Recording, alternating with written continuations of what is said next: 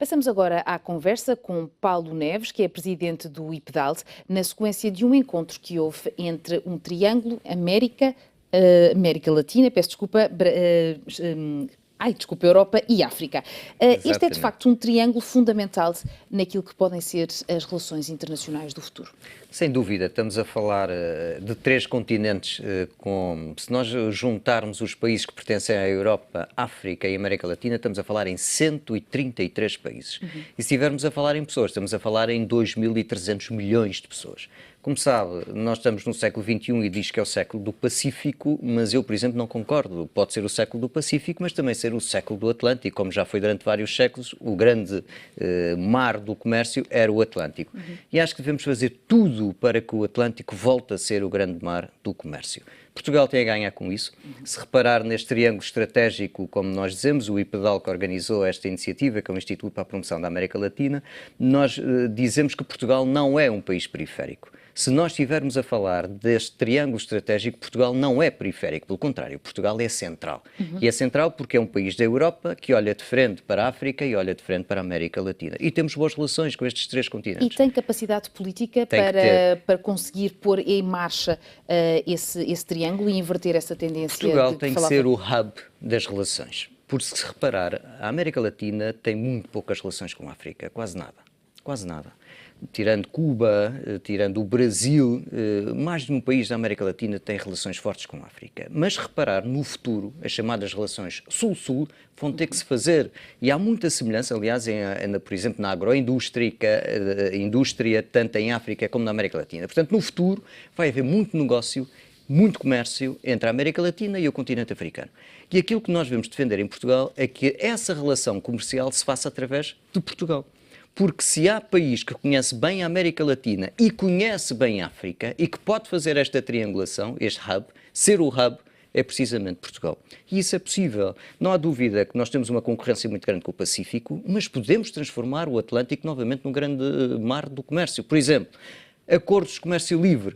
Já existe com a Colômbia, com o Peru, mas estamos a negociar da Europa com o Mercosul. Temos que rapidamente fazer um acordo com o Mercosul, não se compreende há tantos anos que se tenta negociar isso e não se chega a bom porto. Às vezes não se faz nada, outras vezes faz pouco, mas temos que fazer um acordo.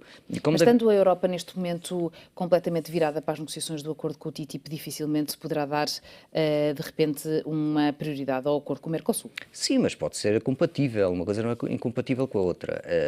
Mas isso só me dá razão. Como é que há tantos anos se fala no Mercosul e ainda não se conseguiu? Com o dos Estados Unidos e Canadá começou-se há pouco tempo e parece que se vai conseguir, quer dizer, há qualquer coisa aqui que está a falhar. Portanto, aquilo que nós defendemos para o Atlântico é precisamente acordos de comércio livre, seja com o Mercosul, seja com a América do Norte, no caso o Canadá e os Estados Unidos, temos a transformar o Atlântico outra vez no grande mar do comércio. E não nos podemos esquecer de África também. A África tem economias grandes, não nos podemos esquecer disso. Tem uma África do Sul, que é uma grande economia do G20, tem a Nigéria, que também é uma grande economia do G20, tem o Marrocos, que é aqui mesmo ao lado, nós fazemos quase fronteira com o Marrocos, é uma grande economia do Magreb, ou seja, existem grandes economias que estão a crescer bastante em África e que nós devemos estar atentos. E aliás, nunca se esqueça, o papel de Portugal e a força que Portugal tem em Bruxelas é a força que tiver junto à América Latina e junto à África. E a força que nós tivermos na América Latina é a força que nós tivermos na Europa e em África. E a força que nós tivermos em África é aquela que mostrarmos na Europa e na América Latina. Mas de que forma é que isso compagina, por exemplo, dou-lhe um exemplo muito concreto, o facto do BCE ter pressionado Portugal, nomeadamente o BPI, a ter de reduzir a sua exposição à Angola. Isso é um tipo de pressão europeia que impede esses desígnios e essa vontade de Portugal estar mais presente nesses mercados? Isso é uma questão de princípio dos rácios, como sabe, não tem nada a ver contra a África nem contra a Angola, tem a ver com o rácio e com a segurança da banca. Portanto, aí é um princípio universal. Também em Portugal, como sabe, há um grande banco... Talvez também se questionar esses rácios no que diz respeito a quando se o investidor fosse chinês, por exemplo, que o nível de transparência dos sistemas bancários provavelmente estão... São países diferentes, são países completamente diferentes. E daí a minha pergunta. Exatamente, e tem toda a lógica. Mas vamos ver vamos dar um exemplo exatamente o contrário. Repare a TAP. A grande força da TAP é ter utilizado o hub de Lisboa para fazer a triangulação. Se reparar, a TAP, nós temos a ideia, e é verdade, que a TAP é uma empresa enorme na América Latina. E é, começando pelo Brasil, com mais de 80 voos por semana. Mas não se esqueça que não é menor em África.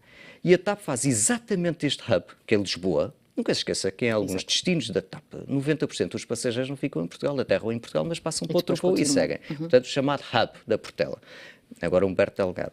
Ou seja, muitas empresas poderiam, e algumas já fazem, este hub, que é, estamos em Lisboa, e esta relação triangular entre a América Latina, a Europa e a África faz-se através de Portugal. Eu não gosto muito da expressão da porta de entrada, que isso aí não é uma expressão que eu acho muito feliz, mas lá que Portugal está numa posição geográfica, geoestratégica, muito interessante para esta triangulação, não tenho a menor dúvida. Mas de que forma é que a nossa fragilidade financeira e as dificuldades que enfrentamos não condicionam de alguma forma essa aspiração que possamos ter para ser esse hub? Oh, Mónica, nós temos que fazer uma triangulação não só geográfica, podemos fazer outra triangulação entre aqueles que têm necessidades, aqueles que têm o conhecimento e aqueles que têm o financiamento. Isto pode-se fazer. Ou seja, não se esqueça que Portugal tem o conhecimento, e isto é verdade. Eu vou-lhe dar um exemplo. Há um ano atrás eu estive numa visita ao Uruguai. E no Uruguai, como sabe, é um grande país na agroindústria. Grande parte das empresas até são do Brasil. E eles estão com interesse em Angola. O que é que nós podemos fazer neste cruzamento? Muito simples. Angola tem a necessidade da agroindústria, como sabe, tem que cortar drasticamente as suas importações. E tem terra. E tem capacidade para aumentar essa produção. Imensa capacidade. Nunca se esqueça que mais de 80% da terra arável em África não está utilizada. Portanto, pode-se utilizar. Há necessidade em África. Nós temos o conhecimento, nós portugueses, e há quem tenha o conhecimento de Angola. Como sabe, não há país no mundo, depois de Angola, que tenha mais conhecimento de Angola do que Portugal. Nós temos o conhecimento. Angola tem a necessidade. E há financiamento. Não se esqueça que nós estamos a falar da banca portuguesa, mas para este tipo de projeto podemos contar com o Banco Mundial. Podemos contar com a Corporação Andina de Fomento, que é um grande banco de fomento da América Latina. Podemos contar com o banco... O BAD? Com o BAD, sem dúvida. Podemos contar com o Banco Interamericano de Desenvolvimento, que é o BAD lá da América Latina. Ou seja, existem a banca regional e interregional que existe, tem o financiamento. Nós temos o conhecimento, há dinheiro e há necessidades. O que nós temos é que cruzar. E Portugal tem que se chegar naturalmente à frente. E como é que isso se compagina com o facto de que, até na questão da CPLP, parece às vezes haver divergências insanáveis por uma coisa tão prosaica como esta questão da rotatividade da CPLP? Sim, Mónica, isso não é só da CPLP. Se reparar, na francofonia também existe problemas quando se fala. Isto quando se fala em cargos é sempre uma chatice, que há sempre mais candidatos do que cargos, como sabe. Isso passa-se na francofonia, passa-se na Commonwealth, quando se vai eleger o secretário-geral. Eu penso que na questão de Portugal a coisa está resolvida. E o Sr. Ministro dos Negócios Estrangeiros já o disse que fica agora São Tomé e Príncipe 2 anos e depois Portugal fica 2 anos. Mais do que isso, o que eu acho é que a CPLP tem que ganhar uma grande dinâmica. É evidente que, e eu sou português, mas a CPLP não é de Portugal. Portugal é um dos membros da CPLP. Portanto, é bom que nós tenhamos isto é mais ou menos como a língua. Eu vejo aí muitas pessoas a defender a língua portuguesa com uma arrogância extraordinária, como se a língua portuguesa fosse dos 10 milhões de portugueses. Não é. A língua portuguesa dos 280 milhões que falam português. Até se formos a ver, nós até somos uma minoria entre os 280 milhões. É exatamente igual na CPLP. É evidente que Portugal, na minha opinião, é dos países que tem mais a ganhar com a CPLP. Aquilo é se quiser, são uns tentáculos diplomáticos extraordinários que nós tocamos em tudo. Tocamos na maior economia da América Latina, que é o Brasil. Tocamos na Europa, que está Portugal. Tocamos em África, em várias situações da África, que estão vários países membros da CPLP. E até chegamos à Ásia. A ASEAN, como sabe, que tem Timor-Leste. Ou seja, através da CPLP, Portugal pode chegar ao mundo inteiro. E nós isso temos que saber puxar. Portanto, nós temos a ganhar, se a CPLP ganhar dinâmica, ganhar, se for um fórum político internacional, porque estamos a falar de grandes economias. Se for até reparar, sem entrar em grandes pormenores, a produção de petróleo, se for a somar aquilo que produzem os países CPLP em petróleo, é impressionante, porque está a pôr o Brasil, está a pôr Angola e está a pôr a Guiné Equatorial. Se formos ao gás, impressionante, que está a pôr Moçambique. Se formos à área de gestão atlântica, impressionante, começando por Portugal naturalmente, indo à costa do Brasil. Portanto, se nós olharmos para a CPLP e convencermos aqueles que não olham para a CPLP com grande entusiasmo, se nós os convencermos que a CPLP é um fórum político internacional de primeira importância, posso lhe garantir que Portugal tem a ganhar com isso.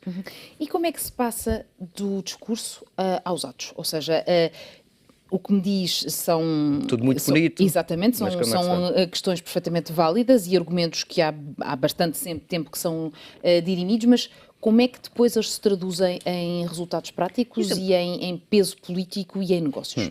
Aquilo que nós fazemos no IPDAL, que é o Instituto para a Promoção da América Latina, é muito simples, e este foi o 5º encontro. E para ver como se dá importância a este encontro, o Sr. Presidente da República esteve presente, o Sr. Ministro dos Negócios Estrangeiros esteve presente, tivemos ex-ministros dos Negócios Estrangeiros, tivemos o Instituto Camões, Fundação Gulbenkian, tivemos um enviado do Rei de Marrocos, que foi de propósito para este encontro, tivemos a Secretária-Geral da CEGIB, ou seja, isto foi um dia e meio. As pessoas dão muita importância a isto. E do encontro sai um policy paper com as sugestões de processos de melhoria, que nós entregamos em Portugal, entregamos em Madrid, entregamos em Bruxelas à Comissão Europeia, à União Africana em Addis Abeba, e é discutido, a partir deste ano vai ser discutido em Lisboa, as conclusões vão ser discutidas em Lisboa, com iniciativas públicas, em Madrid, em Marrocos, em Buenos Aires, na cidade da Praia, Cabo Verde e em Bruxelas. Ou seja, nós levamos estas conclusões. E a nossa ideia é precisamente esta, não podemos ficar só para discussão. Temos que entrar nos pormenores. E entrar nos pormenores é fazer diplomacia. E a diplomacia faz-se a diplomacia económica, a diplomacia financeira, a diplomacia pura e dura, mas temos que fazer, e já está a ser feito. Aquele exemplo que lhe dava há bocado da TAP. Sim, é um exemplo bom de como funciona. Como pode funcionar? Ouça, eles não descobriram a roda, como devem imaginar, nem descobriram um país. Eles descobriram, foi uma coisa factual e mais evidente era impossível, que é a posição que Portugal tem, pode tirar partido desta triangulação. Isto é como tudo na vida, fazer um cronograma com objetivos e começar a trabalhá-los. Paulo, muitíssimo obrigado pela sua intervenção e pela sua presença aqui no Grande Jornal.